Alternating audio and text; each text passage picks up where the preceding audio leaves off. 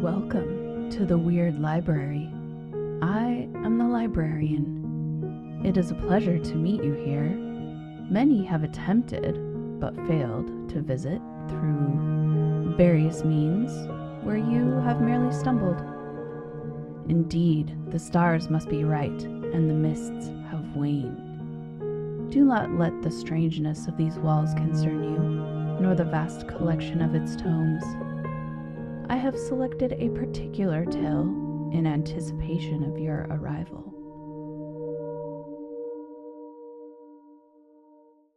Welcome to Season 2 of The Weird Library. This is Bridgette, your host and librarian. In honor of Women in Horror Month, we start this season with a story by Gemma Files. Gemma is a Canadian horror writer, journalist, and film critic. Her novel, Experimental Film, won the Shirley Jackson Award for Best Novel and the Sunburst Award for Best Canadian Speculative Fiction in the novel category. Gemma is also a two-time Bram Stoker Award winner. Gemma wrote this episode's story, Each Thing I Show You is a Piece of My Death, with her husband, Stephen J. Barringer. It will take you into the world of Canadian film and the forbidden film subgenre. If you're not familiar with that subgenre, it centers around film footage that is obscure and causes unfortunate things to happen to one who might happen across watching it. I originally read Gemma's story for the Lovecraft eZine podcast. The audio is rebroadcast here with permission. Just be thankful that you are listening here and not watching the film the story describes. You should be all right. Each thing I show you is a piece of my death. By Gemma Files and Stephen J. Barringer. Read by Bridgette Brenmark. There is nothing either good or bad, but thinking makes it so. The Tragedy of Hamlet, Prince of Denmark, William Shakespeare. Somewhere, out beyond the too often unmapped intersection of known and forgotten, there's a hole through which the dead crawl back up to this world. A crack, a crevice, a deep, dark cave. It splits the earth's crust like a canker, sore lips thrust wide to divulge some even sorer mouth beneath, tongueless, toothless, depthless. The hole gapes, always open. It has no proper sense of proportion. It is rude and rough, rank and raw. When it breathes out, it exhales nothing but poison, pure decay, so bad that people can smell it for miles around, even in their dreams. Especially there. Through this hole, the dead come out face first and down, crawling like worms.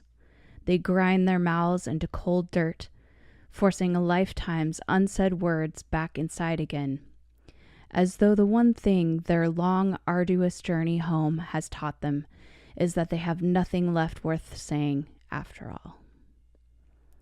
Because the dead come up naked, they are always cold.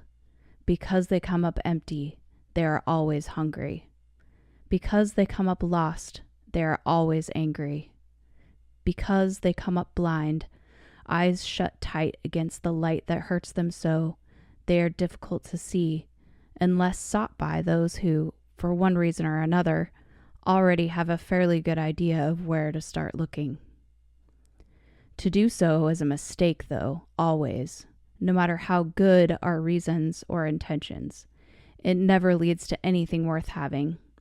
The dead are not meant to be seen or found, spoken with or for. The dead are meant to be buried and forgotten, and everybody knows it, or should, if they think about it for more than a minute. If they're not some sort of holy fool, marked from birth for sacrifice for the greater good of all around them, foredoomed to grease entropy's wheels with their happy, clueless heart's blood. Everyone should, so everybody does, though nobody ever talks about it. Nobody. Everybody. Everybody but them. The dead. Feature article coming soon to a DVD near you. Background Man jumps from net to everywhere by Guillaume Lescrote, strangerthings.net/media.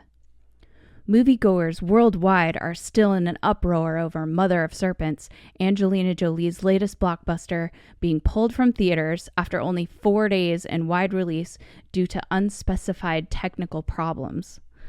According to confidential studio sources, however, the real problem isn't unspecified at all. This mega-budget Hollywood flick has apparently become the internet-spawned Background Man hoax's latest victim. For over a year now, urban legend has claimed that, with the aid of careful frame-by-frame searches, an unclothed Caucasian male, often said to be wearing a red necklace, can be spotted in the background of crowd scenes in various obscure films, usually partially concealed by distance, picture blur, or the body parts of other extras. Despite a proliferation of websites dedicated to tracking Background Man, over 30 at last count, most serious film buffs dismiss the legend as a snipe hunt joke for newbies, or a challenge for bored and talented photoshoppers. But all that changed when the Living Rejects video, Plastic Heart, hit MTV in September last year, only to be yanked from the airwaves in a storm of FCC charges after thousands of viewers confirmed a fully frontally naked man wearing a red necklace was clearly visible in the concert audience. A man that everybody, from the band members to the director, would later testify under oath hadn't been there when the video was shot. You know the worst thing about looking for Background Man? While you're waiting for him, you gotta sit through the crappiest movies on the planet.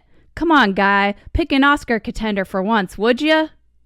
Conan O'Brien, Late Night with Conan O'Brien, November 18th, 2008. Background Man has since appeared in supporting web material for several TV shows. House, Friday Night Lights, and The Bill Engvall Show have all been victims, and has been found in a number of direct-to-DVD releases as well, prompting even Conan O'Brien to work him into a monologue. See above. Mother of Serpents may not be the first major theatrical release to be affected either. At least 3 other films this summer have pushed back their release dates already, though their studios remain cagey about the reasons. The current consensus is that Background Man is a prank by a gifted, highly placed team of post-production professionals. This theory, however, has problems, as producer Kevin Weir attests. Anybody involved who got caught, their career, their entire life would be wrecked, says Weir. Besides the fines and the criminal charges, it's just totally effing unprofessional. Nobody I know who could do this would do it. It's like pissing all over your colleagues. Film editor Samantha Perry agrees and notes another problem.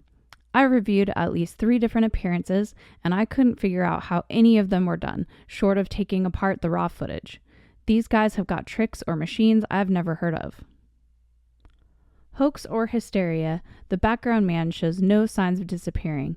However, our own investigation may have yielded some insights into the mysterious figure's origin, an origin intimately connected with the collapse last year of the Toronto-based Wall of Love film collective's Corrado Oblation Cadavre Esquí project, brainchild of experimental filmmakers Soraya Mausch and Max Holborn. From Soraya Mausch, Sor 16 Muse at walloflove.ca. Date, Friday, June 20th, 2008, 7:08 p.m. 2. Max Holborn, MHB at ca.inter.net. Subject, Fundraising Pitch Doc, Corrado Oblation, Draft 1. To whom it may concern, my name is Soraya Mausch. I am an experimental filmmaker. Since 1999, when Max Holborn and I founded Toronto's Wall of Love Experimental Film Collective, it has been my very great pleasure both to collaborate on and present a series of not-for-profit projects specifically designed to push or even potentially demolish the accepted boundaries of visual storytelling as art. Unfortunately, given that film remains the single most expensive artistic medium, this sort of thing continues to cost money. Indeed, with each year we practice it, it seems to cost more and more. Thus, the necessity, once government grants and personal finances run out, of fundraising. MHB. Yeah, say it exactly like that. That'll get us some money. Sarcasm. To this end, Mr. Holborn and I have registered an internet domain and website, corradooblation.org, through which we intend to compile, edit, and host our next collaborative project with the help of filmmakers from every country which currently has ISP access, i.e., all of them. The structure of this project will be an exquisite corpse game applied to the web-based cultural scene as a whole, one that anybody can play and every participant will win. Why corradooblation? Corradooblation, physical reshaping of the cornea via scraping or cutting. With our own version, the aforementioned domain, how we plan to reshape our audience's perspectives would be by applying the exquisite corpse game to an experimental feature film assembled from entries filed over the internet with absolutely no boundaries set as to content or intent. What is an exquisite corpse? An exquisite corpse, cadavresque in French, is a method by which a collection of words or images are assembled by many different people working at once alone and in tandem. Each collaborator adds to a composition in sequence, either by following a rule, e.g., the adjective, noun, adverb, verb, the adjective, noun, or by being allowed to see and either elaborate on or depart from the end of what the previous person contributed. The technique was invented by surrealists in 1925. The name is derived from a phrase that resulted when the game was first played. Le cadavresque boira le vin nouveau. The exquisite corpse will drink the new wine. It is similar to an old parlor game called Consequences, in which players write in turn on a sheet of paper, fold it to conceal part of the writing, then pass it to the next player for a further contribution. Later, the game was adapted to drawing and collage, producing a result similar to classic mix and match children's books whose pages are cut into thirds, allowing children to assemble new chimeras from a selection of tripartite animals. It has also been played by mailing a drawing or collage in progressive stages of completion from one player to the next. This variation is known as mail art. Other applications of the game have since included computer graphics, theatrical performance, musical composition, object assembly, even architectural design. MHB. Don't know if we need all this history or the whole exquisite corpse thing. Just call it spontaneous collaboration or something. Keep it short. Earlier experiments in applying the exquisite corpse to film include Mysterious Object at Noon, the experimental 2000 Thai feature directed by Apitapong Wirasithakul, which was shot on 16mm over 3 years in various locations, and Cadavresque Premiere Edition, done for the 2006 Montreal World Film Festival, in which a group of 10 film directors, scriptwriters, and professional musicians fused filmmaking and songwriting to produce a musical based loosely on the legend of Faust. MHB. The Montreal thing's good. People might actually have seen that one. One more example? For your convenience, we've attached a PDF form outlining several support options with recommended donation levels included. Standard nonprofit release waivers ensure that all contributors consent to submit their material for credit only, not financial recompense. By funneling profits in excess of industry standard salaries for ourselves back into the festival, we qualify for various tax deductions under current Canadian law and can provide charitable receipts for any and all financial donations made. Copies of the relevant paperwork are also attached as a separate PDF. For more information or to discuss other ways of getting involved, either reply to this email or contact us directly at 416 redacted. We look forward to discussing mutual opportunities. With best regards, Soraya Mausch and Maxim Holborn, the Wall of Love Toronto Film Collective. MHB. For Christ's sake, Soraya, don't sign me as Maxim. If I have to be there at all, it's just Max, K? 8/23/08, 1847 hours. Transcript. Suspect interview, 51st Division. Case file, number 332. Presiding officers, Detective Susan Correa, 156232. Detective Eric Valens, 324820. Subject, Max Holborn. Detective Valens. All right, so you had this footage for what? Better than 6 weeks? Footage apparently showing somebody committing suicide, and you didn't ever think that maybe you should let the police know? Holborn. People send us stuff like this all the time, man. The collective's been going since '98. Most of it's fake, half of it has a fake ID, and half of the rest doesn't have any ID at all. Detective Valens. Yeah, that's awfully lucky for you, isn't it? Detective Correa. Eric, any chance you could get us some coffee? Holborn. I don't want coffee. Detective Valens left interrogation room at 18:52 hours. Detective Correa. Max. I'm only telling you this because I really do think you don't know shit about this, but you need to do one of two things right now. You need to get yourself a lawyer, or you need to talk to us. Holborn. What the fuck am I going to tell a lawyer that I didn't already tell you guys? What else do you want me to say? Detective Correa. Max, you're our only connection to a dead body. This is not a good place to be, and your lawyer's going to tell you the same thing. The more you work with us, the better this is going to turn out for everyone. Holborn. Yeah, because that's an option. From 1123513 Date, Wednesday, June 25th, 2008, 3:13 a.m. 2. Submissions at coronadoablation.org. Subject, R.E. Corrado Oblation Film Project. To whom it may concern, please accept my apologies for not fully completing your submission form. I think the attached file is suitable enough for your purposes that you will find the missing information unnecessary and feel comfortable including it in your exhibition nevertheless. I realize this will render it ineligible for competition, but I hope you can show it as part of your lineup all the same. Thank you. Virtual Celluloid, vcelluloid.blogspot.com. Alec Christian. Pushing indie film forward since 2004. Rue Morgue Party /main/rumblings on the turnpike.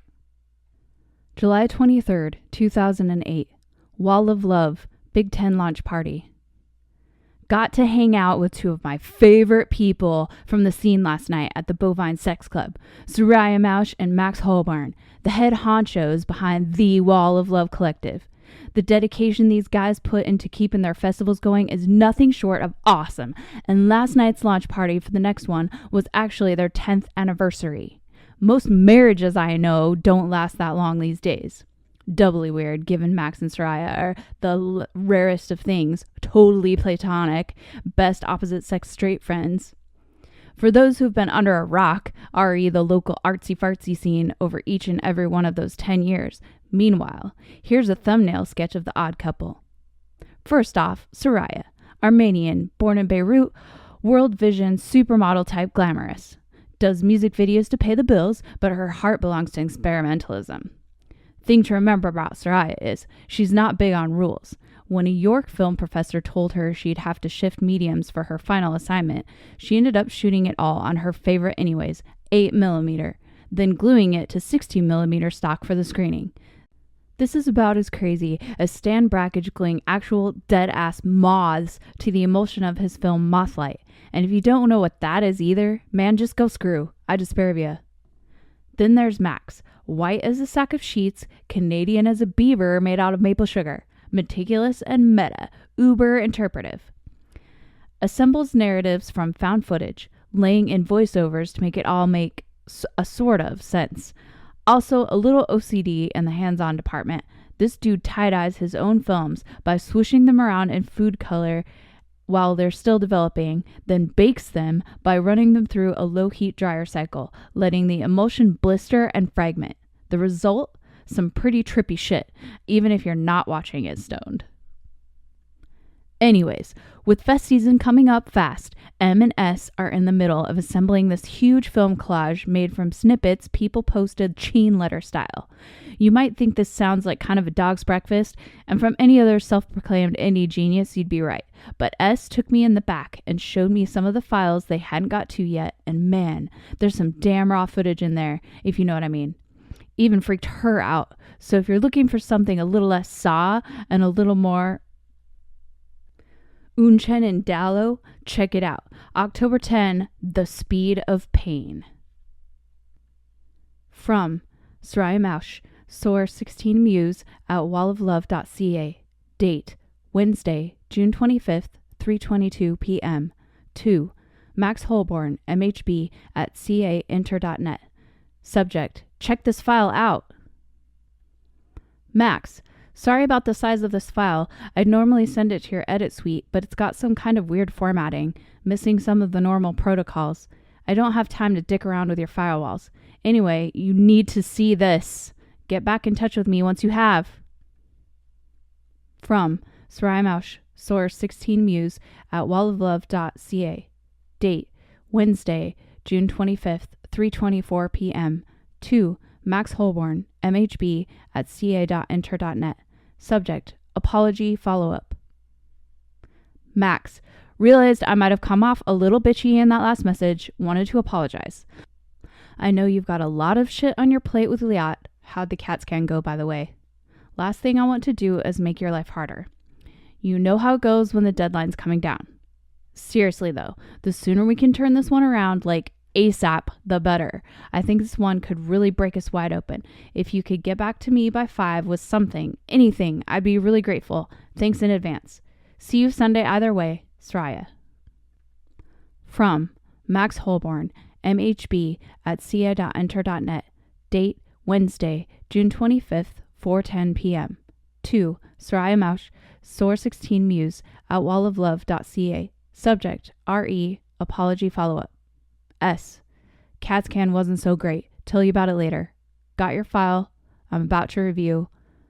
I'll IM you when it's done. M. Transcript chat log. 6:25:08.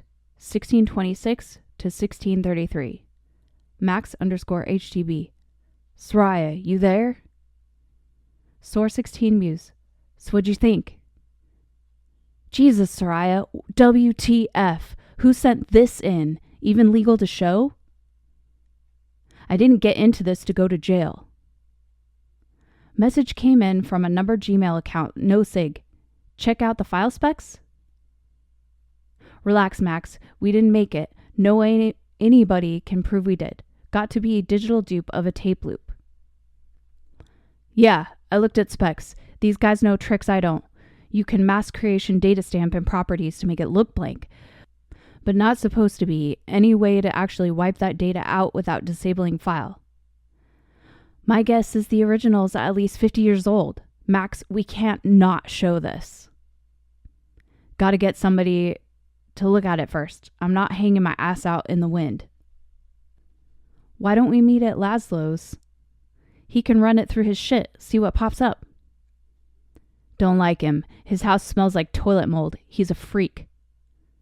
Whatever. He's got the best film to flash download system in the city. Doesn't cost $500 daily rental. So just grow a fucking pair. You know he tapes every conversation goes on in there, right? What the fuck with that? User Soar16Muse has disconnected. And by the way, next time you want to show me shit like that, try thinking about Liat first. User Max_HDB has disconnected. July 26th, 2009. Background Man, Lescrote, StrangerThings.net/media. Continued. That original clip, hands down, some of the scariest amateur shit I've ever seen in my life, says local indie critic promoter Alec Christian, self-proclaimed popularizer of the Toronto weird, low-budget horror culture movement. A little bit of Blair Witch to it, obviously, but a lot more of early Nine Inch Nails videos, York Bootwright, and Elias Marriage. That moment when you realize the guy's body is riding right in front of you, per to Totus King reference, and you don't get those a lot, because most of the people doing real-time horror are total self-taught illiterates about their own history. Asked if there's any way the clip might be genuine rather than staged, Christian laughs almost wistfully. There are still people who think Blair Witch was real. That doesn't make it so, he points out. Anyway, think about how hard it would be to shoot this using World War I technology and logistics, at the latest, which is what we'd be looking at if it was real. And if it was filmed later, but aged to look older, then everything else could have been engineered as well. Sometimes you just have to go with common sense. Transcript, Evidence Exhibit Number 3, 51st Division, Case File Number 332. Recovery Location, 42 Trinity Street Basement. Date, 8/20/2008. Item, 89.2 megabyte MPG file retrieved from hard drive of laptop Sony Vaio X372, serial number 10352835 Alpha. Property, Max Holborn. Duration, 15 minutes, 07 seconds. 0 minutes, 0 seconds. All images recorded in black and white monochrome. Caucasian male subject, subject alpha, 40s, estimated 6'1", 165 pounds, dark hair, wearing black or brown suit appearing to be 1920s cut, shown sitting in upright wooden chair looking directly at camera. Room is a single chamber, estimated 8 by 10 feet, hardwood floor, one window behind subject, one door in right-hand wall at rear. No painting or other decoration visible on walls. Angle of light from window suggests filming began early morning. Light traverses screen in right to left direction, suggesting southward facing of window and room. Unknown subject has no discernible expression. 001 to 4 minutes and 55 seconds. Subject alpha rises and removes clothes, beginning with detachable celluloid collar. Each garment removed separately, folded and placed on floor. Care and pacing of garment removal suggests ritual purpose. Subject is shown to be uncircumcised. Subject continues, no discernible facial expression. 4 minutes and 55 seconds to 5 minutes and 19 seconds.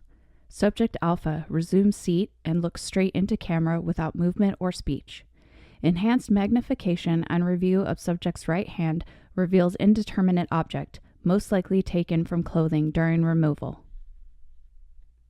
5 minutes and 20 seconds to 5 minutes and 23 seconds.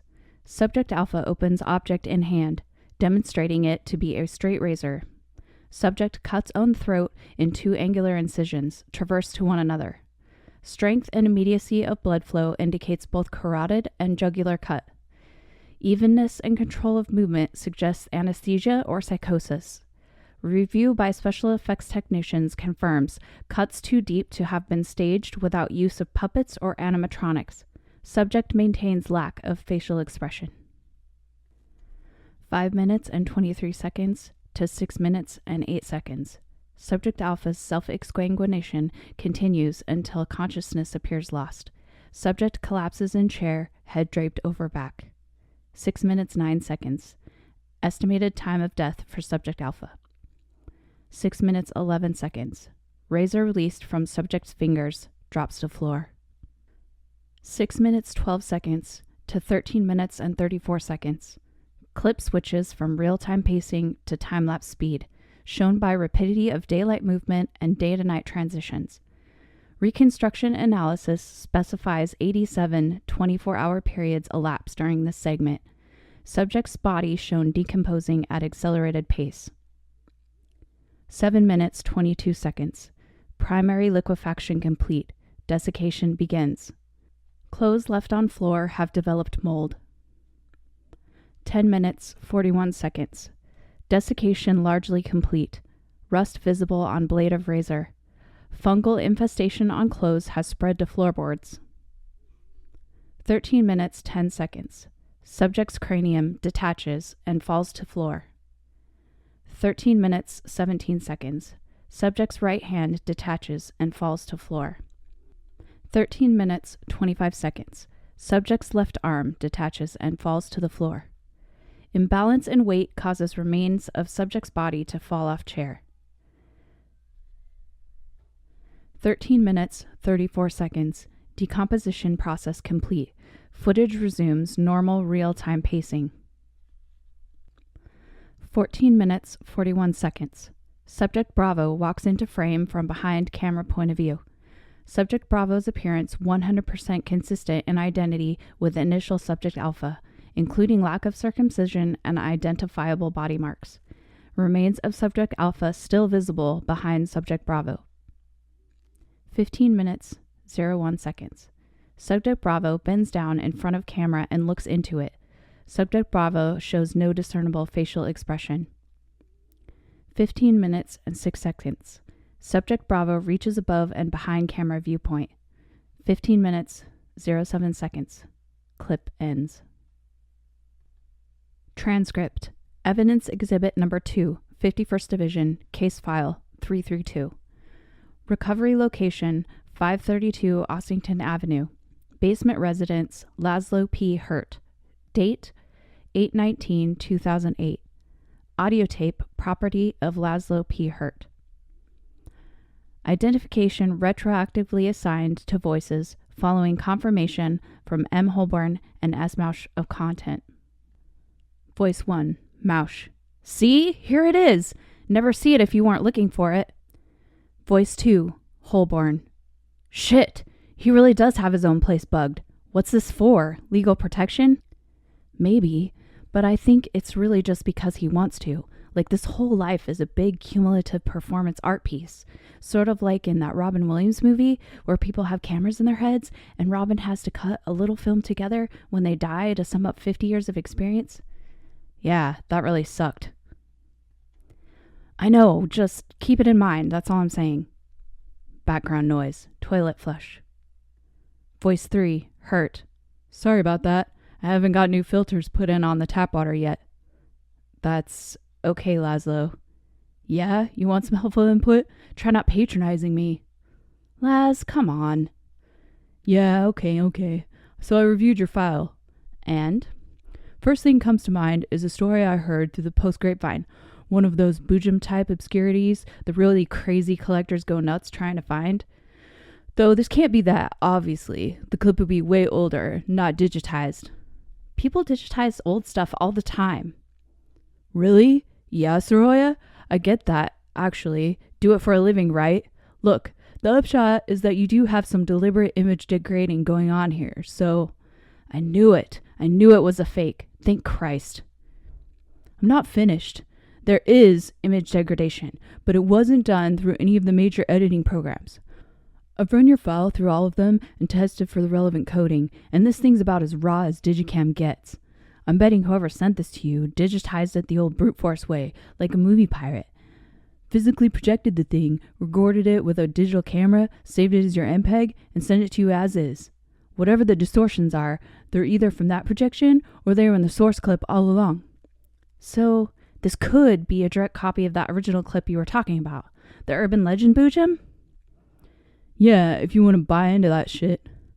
And when Laszlo tells you something's too weird to believe... Max, don't be a dick. Laz is doing us a favor, right? Yeah, okay, sorry. Way I heard, it goes back to this turn-of-the-century murderess called Tess Jacopo. 8/23/08, 1902 hours. Transcript. Subject interview, 51st Division. Case file 332. Presiding officers, Detective Susan Correa, 156232. Detective Eric Valens, 324820. Subject, Maxim Holborn. Detective Valens. Jacopo. That was in Boston in the 1900s. She was a Belle Guinness-type den mother killer, right? The female H.H. Holmes? Holborn. Why am I surprised you know this? Detective Correa. Mr. Holborn, please, go on. Holborn. The story isn't really about Jacopo herself. What happened was, this guy who'd been corresponding with Jacopo in prison, her stalker I guess he was, he managed to bribe a journalist who was on site at her execution into stealing a copy of the official death photo and selling it to him. Guess he wanted something to whack off with after she was gone. Anyway, a couple weeks later, this guy's found in his flat, dead and swollen up, the Jacopo photo on his chest. Detective Correa. How did he die? Holborn.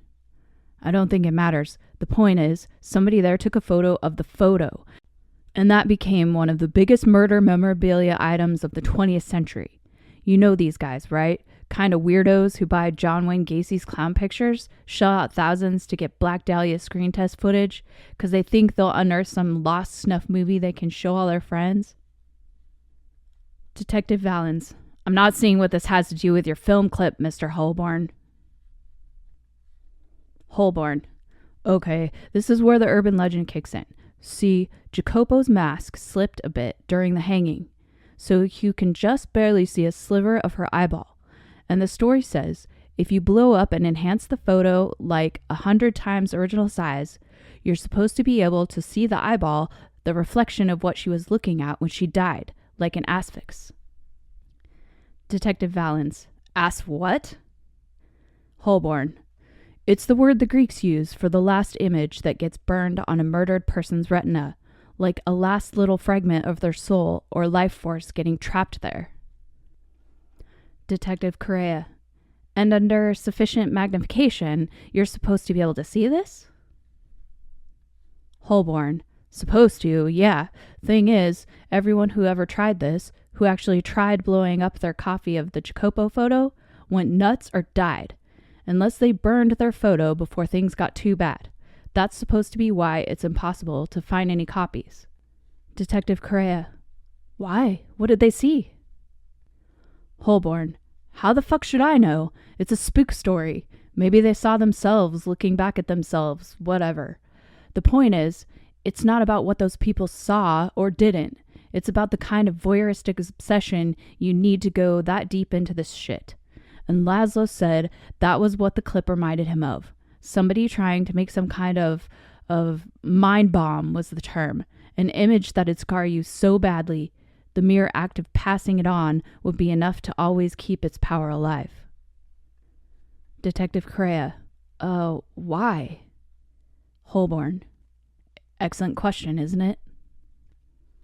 From Liat Holborn, liath@ca.inter.net. Date, Thursday, July 3rd, 10:25 a.m. To Soraya Mausch, Soar 16 Muse at walloflove.ca. Subject, Max and me. Dear Soraya, I was talking to Max last night about how we're going to try to handle the next few months, and it came out that for whatever reason, Max still hadn't filled you in completely on our situation. I think he finds it pretty tough to talk about, even to you. Upshot is, the last CAT scan showed I have an advanced cranial tumor, and Dr. Lawani thinks there's a very good chance it could be gliomal, which, skipping all the medicobabble, is about the least good news we could get. Apparently, it's too deep for surgery, so the only option we have is for me to go into a majorly heavy chemo program ASAP. So I'm going to be spending a lot of time in St. Michael's, starting real soon now. My folks have volunteered to foot a lot of the bill, which is great, but poor Max is feeling kind of humiliated at needing the help. And of course he totally can't complain about it, which just makes it gall him even more. The reason I'm telling you all this is because A, I want the pressure of keeping this a secret to be off Max, and B, I know how much you depend on Max this time of year, and I don't want you to think he's bailing on you if he has to take some time out for me, or that he's finally gotten fed up with you, the Wall of Love, or your work. Actually, I'm pretty sure the festival is the only thing that's kept him stable this past little while. I hope you know how much I appreciate the support you've given him. Could you show this email to Max when you get a chance and apologize to him for me when he blows his top at my big mouth? He doesn't feel he can shout at me anymore about anything, obviously, but I really think things will be easier once all the cards are on the table. Thanks so much for your help, Soraya. Come up and see me soon. I want you to get some photos of me before I have to ditch the hair. Much love and God bless, Liat. P.S.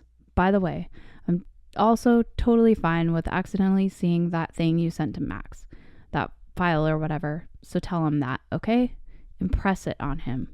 He seems to think it injured me somehow, on top of everything else, which is just really ridiculous. I have more than enough real things to worry about right now, you know? L. 8/23/08, 1928 hours. Transcript, subject interview, 51st Division, case file 332. Presiding officers, Detective Susan Correa, 156232. Detective Eric Valens, 324820. Subject, Maxim Holborn. Holborn. We were on about the third or fourth draft of the final mix when we started splicing in the clip. Detective Valens. Splicing? I thought you said this was purely electronic. Holborn. It is. It's just the standard term for, look, you want me to explain or not? Detective Correa. We do. Please, go on. Holborn. We broke the clip up into segments and spliced it in among the rest of the film in chunks. We were even going to try showing some shots on just the edge of subliminal, like 3 or 4 frames out of 24. This was a few weeks ago, beginning of August, and then it started happening. Detective Correa. What started happening, Max? Holborn. The guy from the clip, he started appearing in other parts of the film. Detective Valens. Somebody spliced in more footage? Repeats? Holborn. No, goddammit. He started popping up in pieces of footage that were already in the film. Stuff we'd gotten like weeks before, from people who never even saw the clip or knew about it. Like that performance art piece in Hyde Park. Guy walks by in the background a minute into the clip. Or the subway zombie ride. You look right at the far end of the car. There he is sitting down, and you know it's him because he's the only one not wearing any clothes. This stuff nobody ever shot, man. Changing in front of our fucking eyes. Christ, I saw him show up in one segment. I ran it to make sure it was clear. I ran it again right away, and he was just fucking there, like he'd always been in the frame. The extras were fucking walking around him. 5-second pause. Detective Correa. Could it have been some kind of computer virus? Something that came in with your original video file and reprogrammed the files it was spliced into? Holborn. Are you shitting me? Detective Valens. Dial it back, Holborn. Right now. Holborn. Okay, sorry, but no. CGI like that takes hours to render on a system 10 times the size of mine, and that's for every single appearance. A virus carrying that kind of programming would be 50 times bigger than the file it wrote in on and wouldn't run on my system anyway. Besides, it kept getting worse. He didn't just show up in new segments. He'd take more and more prominent places in segments he'd already corrupted, I guess. Goes from 5 seconds in the background to 2 minutes in the medium frame. I'd get people to resend me their submissions, I'd splice them in to replace the old ones, and inside of a minute, he's back in the action. It was like the faster we tried to cut him out, the harder he worked at, entrenching himself. Error message. 404 not found. The webpage you were trying to access, https://www.kuratooblation.org, cadavre isqui, is no longer available. It may have been removed by the user or suspended by administrators for term of use violation. Contact your ISP for more information. Transcript chat log. August 7th, 08, 0344 through 0346. Source 16 Muse. Max, what the fuck? The site's gone. Like, gone. Did you do that?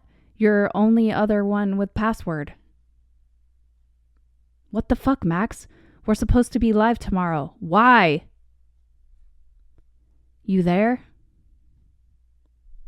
Max, you there? Need to talk. Laz says he maybe has an idea who sent the file and why. Need to... I'm not going to be here.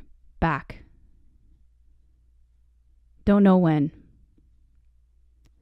Liat had episode. Bad. In hospital St. Mike's. You ever want to talk in person, that's where I'll be. User Max_HDB has disconnected. User Source16Muse has disconnected. 8/23/08, 1937 hours. Transcript. Suspect interview, 51st Division. Case file 332. Presiding officers Detective Susan Correa, 156232. Detective Eric Valens, 324820. Subject, Maxim Holborn. Detective Valens. So, who was that guy in the film? Holborn. No idea. It's not like he... Detective Correa. And what's it got to do with Tess Jacopo? Holborn. Nothing, directly, but it's like internet memes, man. Laszlo's understood that.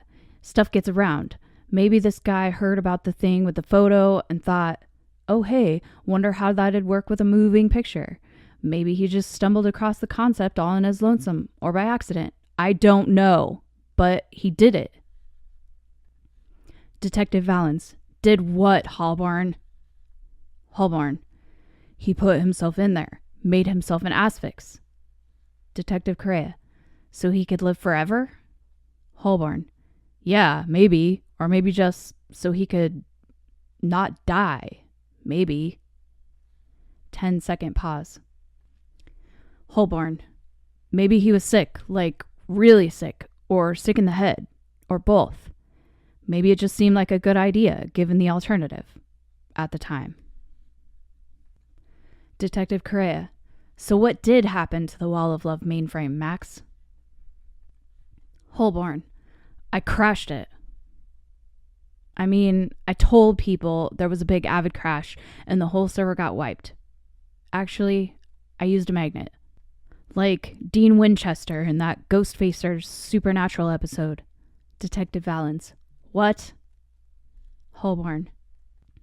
Detective Valance. What? Holborn. Doesn't matter. Ask me why. Detective Correa.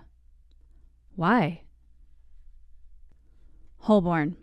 Because I thought maybe I could trap him there. Like he must have trapped himself inside that loop. Because he probably didn't think about that, right? When he was doing it. How it wasn't likely anybody was really going to watch that sort of shit once they figured out what it was, let alone show it in public. How probably it would just end up left in the can, passed from collector to collector, never really watched at all, except by one person at a time. One very disturbed other person. I thought I could stop him from going any further, so I crashed my own mainframe without telling Soraya. But... Detective Valance. It didn't work. Holborn. Well, would I even be here if it did? Cybercrime Office, Toronto Police Service, 51st Division, excerpted report. Detective Louis McMaster, Cybercrime, supervising. Detectives Eric Valance, Susan Correa, homicide, contributing. Case file 332. Notes. Initial contact. August 14th, 2008. Cybercrime received anonymous emails sent from Hotmail account created that morning, with copy of suicideguy.mpg attached. Flagged as harmful matter. Email note, MPG was sent to coronaoblation.org as experimental film clip submission. Identified source of original message, webmail address 112358813 @gmail.com. Hotmail account eventually traced through Internet Cafe to Laszlo Hurt, known member of local Toronto collector circuit.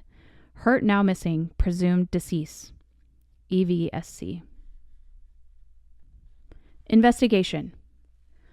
August 15th. Flagged file screened and sent for forensic analysis. Results inconclusive.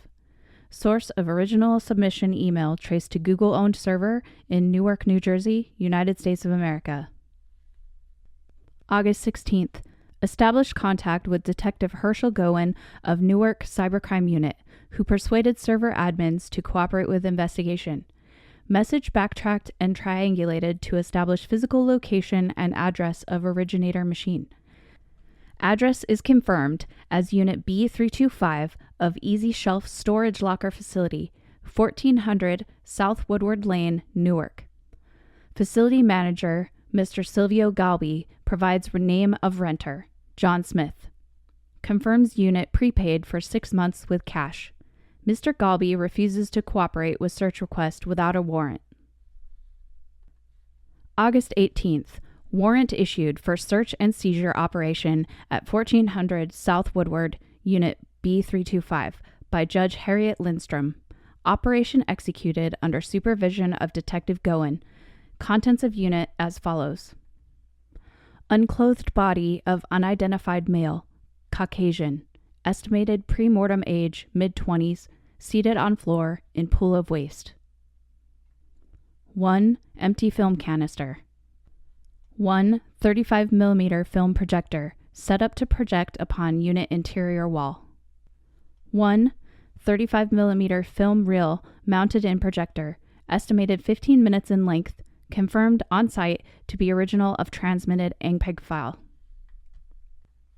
1 white cotton sheet at base of same interior wall. Tape on corners indicates sheet was hung on wall. 1 Sony video camera with tripod set up focused on same interior wall.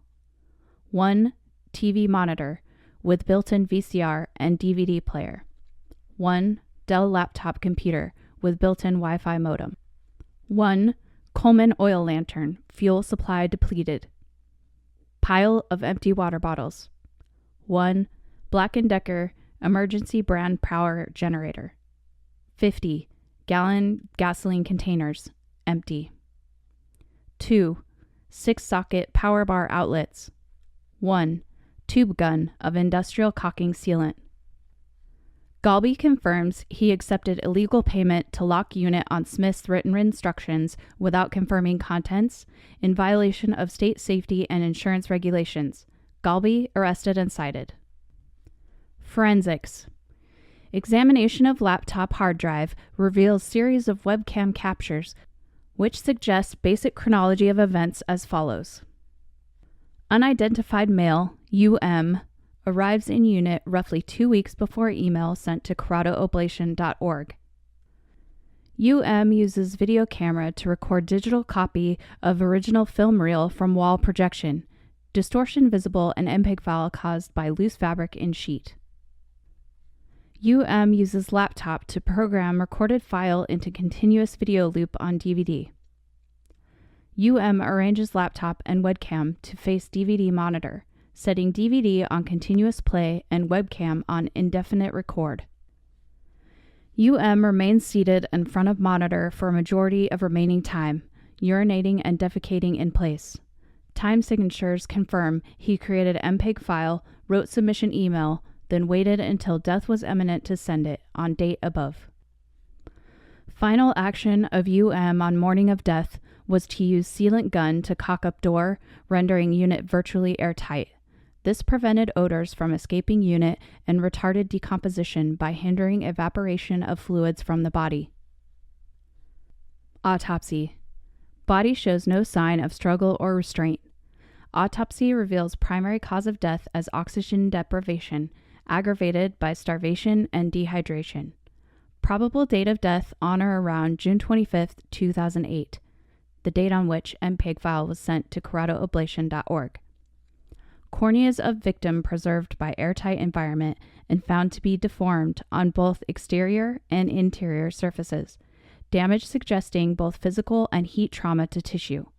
Computer reconstruction of deformation suggests artificial origin, as pattern appears to portray a fixed image, the face of suicide victim in original film in close-up still frame.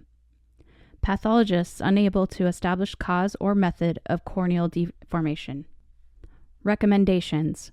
Unidentified male's selection of Halborn-Rausch as recipients suggests foreknowledge, possible contact.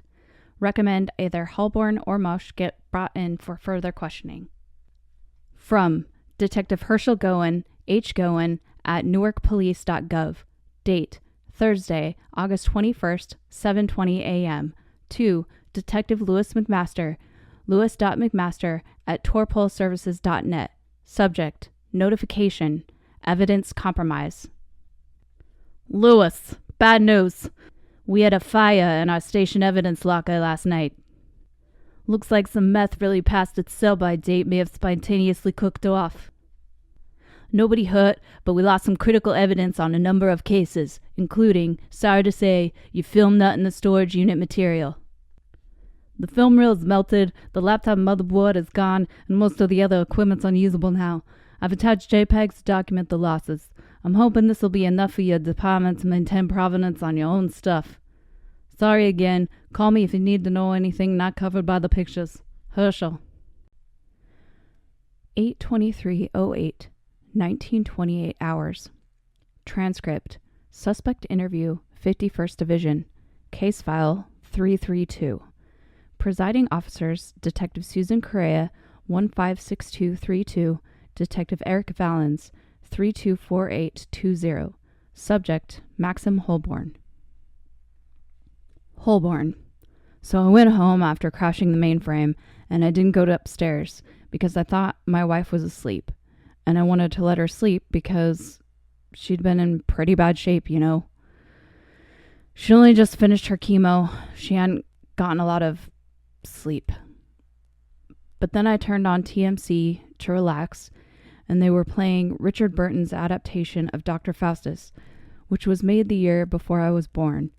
And in the scene in the Vatican, where Faustus is throwing pies at the Pope, I saw him, that guy. Stuck around, kept watching. The next film was from 1944, and he was in it too, in the background, until it was like he notices me watching him. Turns and smiles at me, raises his eyebrow, starts coming closer. I swear to God, I jumped back. If Cagney hadn't been in the way. And then it was Silent Sunday, some all-night Chaplin retrospective, and yeah, there too. Everywhere. So, Detective Valens, obviously not. Holborn, obviously. 10-second pause. My wife wasn't asleep either, by the way, just in case you were wondering. Detective Valens, what the fuck? Detective Correa, shut up, Eric. To Holborn, look, you can't be serious, that's all. Are we supposed to believe Holborn? I don't give a fuck what you believe. Seriously. Detective Correa, okay, so what about the disappearance of Laszlo Hurt? 15-second pause. Holborn, I don't know anything about that. Detective Valens, and again, we should believe you on this. Why? 15-second pause. Detective Correa, Mr. Holborn? Holborn, you know, I don't know if you guys know this or not, but my wife just died. So in the immortal words of every Law and Order episode ever filmed, charge me with something, or let me go, or fuck the fuck off. From qmail@ca.geocities.mail.com. Date, Saturday, August 16th, 9:45 p.m. To Soraya Mausch, source 16 Muse at walloflove.ca. Subject, R.E. Laszlo, answer me. Hi, this is the administrator at qmail@geocities.com. Odd 15, odd 32, odd A to 3. Delivery of your message to lazhurt@geocities.com failed after 15 attempts. Address not recognized by system. This is a permanent error. I've given up. Laszlo, it's Soraya. Would you call me, please? I've left about 20 messages on your voicemail. Max and I have a big problem, and we need your help. Where the fuck are you? Call me. S. From help@geocities.com. Date, Monday, August 18th, 8:55 a.m. To Soraya Mausch, source 16 Muse at walloflove.com. Subject, R.E. Account tracking request. Dear Ms. Mausch, sorry it took us so long to get back to you. We get a lot of backlog on weekends. I'm afraid I have to admit we're stumped on this one. I personally went through our server records day by day over the registration period you specified, and as far as I can tell, we have no record whatsoever of a Laszlo Hurt on our roster. I've checked under the Hurt, Laszlo's Labyrinth, and Hurt Media addresses and their variants, as well as with our billing department, and there's just no indication that this Mr. Hurt was ever a GeoCities user. I realize this may be an unwelcome explanation, but it sounds to me like you may have been a victim of an attempted phishing scam using dummy mask addresses. I'd get your computer checked for viruses and malware right away. Again, I'm sorry we couldn't be of more help. Best regards, Jamil Chandrasekhar, geocities.com, tech support. From Soraya Mausch, Source 16 Muse at walloflove.ca. Date, Saturday, August 23rd, 11:01 p.m. To Max Holborn, MHB, at ca.inter.net. Subject, blank. Max, I'm just so sorry. S. Your comfort sought in this time of grief. With sorrow, we announce the passing of Liat Allison Meester Holborn on August 23, 2008, beloved daughter of Aaron and Rachel Meester and wife of Maxim Holborn. Funeral service to be held at St. Mary's Star of the Sea Catholic Church, 8 Elizabeth Avenue, Port Credit, Mississauga. Tuesday, August 26, 11 a.m.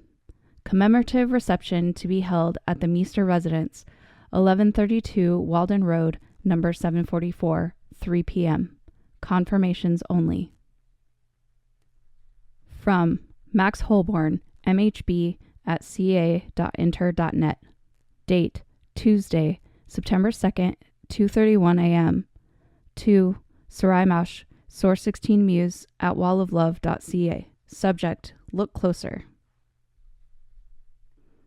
S. Hospital released the file on Liat to me today. Was going over it. Couldn't sleep. Found something. The attached JPEG's a scan of the last x-ray they took just before she crashed out. Look at the upper right corner, just up and right of where ribs meet breastbone. Then do a black-white negative reverse on the image in your Photoshop and look again. It's not a glitch. It's not me fucking with you. Look at it. Call me. M. Surveillance transcript 14952. Case file 332. 9/1908, 22:59 hours to 23:02 hours. 416 redacted to 416 redacted. Warrant authorized Honorable R. Borchert, 9908. Connection initiated. Mausch. Hello? Holborn. You never answered my email. Mausch. What did you want me to say? I read it. I looked at the scans you sent. That could be anything, Max. A glitch in the machine, some lab tech sticking his hand on the negative. Holborn. Soraya. Mausch. Even if it's not, what's it matter? What difference can it make? I'm sorry, Max. I didn't. I'm sorry. Holborn. Uh-huh. So, I hear you put your stuff on eBay. Going Luddite? Mausch. Well, no, I'm just switching disciplines. Going non-visual. Films all played out, you know? I mean, you've noticed that. Holborn. Yep, good luck, I guess. Everything just back to normal, huh? Mausch. Hardly. Holborn. You really think any of this is gonna help? Dropping anything with a lens like it's hot? Cocooning? Mausch. I don't... Holborn. You remember what I told you at the hospital? 5-second pause. Mausch. I remember. Holborn. That guy killed my wife, Soraya, just because she saw him over my shoulder, right? When she didn't even know what she was looking at. She's fucking dead. Mausch. Liat's dead because she had a tumor, Max. Nothing we did made Liat die. Holborn. What do you think he's going to end up doing to us, Soraya, after he's fucking well done with everybody else? Mausch. Look, Max, Christ. Liat, Laszlo, that crazy fucking moron dude who made the clip in the first place, let alone sent it to us. And why would he even do that anyway? To what? Holborn. I don't know. Spread the disease, maybe? Like he got tired of watching it himself, thought everybody else should have a crack at it too? 5-second pause. Mausch. I mean, it's not our fault, right? Any of it. We didn't ask for... Holborn. No, Soraya. We did. Literally. We asked, threw it out into the ether. Send us your shit. Show us something, we asked. And he answered. Mausch, who he? Clip-making dude? Holborn, you know that's not who I'm talking about. 10-second pause. So, anyhow, bye. You're going dark and I'm dropping off the map. I'd say see you, but... Mausch, oh, Max, goddamn. Holborn, I'm really hoping not. Connection terminated. Office of Forensics, Toronto Police Service, 51st Division. Excerpted report. Case file number 332. Final analysis of X-ray images taken of Liat Holborn, deceased, show no known cause of observed photographic anomaly. Hand-digit comparison was conducted on all possible candidates, including Maxim Holborn, attending physician Dr. Raj Lawani, attending nurse Yvonne Delacour, and X-ray technician John Lee Chang. No match found. Dr. Lalwani maintains statement that cause of death for Liat Holborn was gliomal tumor. Conclusion. Photographic anomaly is spontaneous malfunction, resemblance to intact human hand coincidental. Following lack of forensic connection between Maxim Holborn and site of death 1, and failure to establish viable suspect, this office recommends suspension of case number 332 from active investigation at this time, pending further evidence. July 26th, 2009. Background Man. Lescrote, strangerthings.net/media, continued. 1 year later, the crash which brought CorradoOblation.org/cadaver excrete down, melting the server and destroying a 74-minute installation cobbled together from random MPEG snippets mailed in from contributors all over the world, has yet to be fully explained by either Wolf founder. While Mausch cited simple overcrowding and editing program fatigue for the project's collapse, Holborn, already under stress when Corrado Oblation got underway due to his wife's battle with brain cancer, has been quoted as blaming a slightly more supernatural issue. A mysterious figure who appeared first in anonymously submitted pieces of digital footage, then eventually began popping up in the backgrounds of other, completely unrelated sections. Background man? Impossible to confirm or deny without Holborn's help. Still, sightings of a naked man wearing red around his neck wandering through the fore, back, and midground of perfectly mainstream movies, TV shows, and music videos continue to abound. Recent internet surveys chart at least 5 major recent blockbusters, besides Mother of Serpents, and 3 primetime television series rumored to have inadvertently showcased the figure.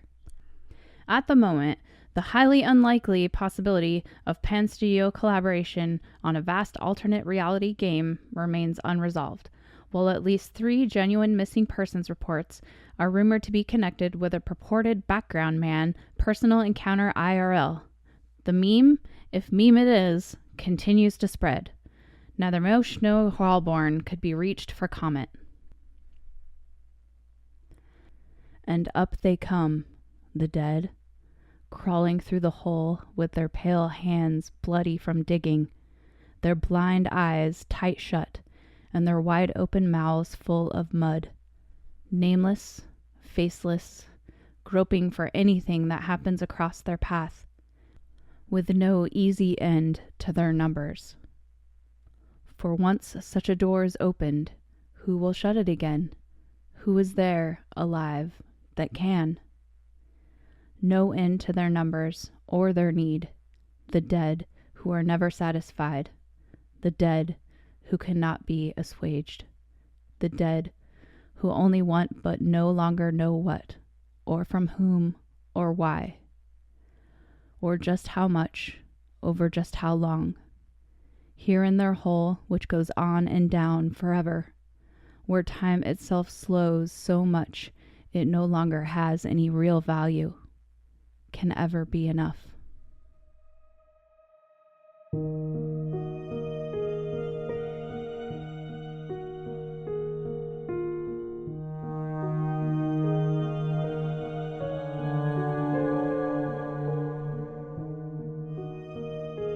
It has been wonderful having you visit, but time is fleeting. The universe has begun to shift away from our convergence, for now.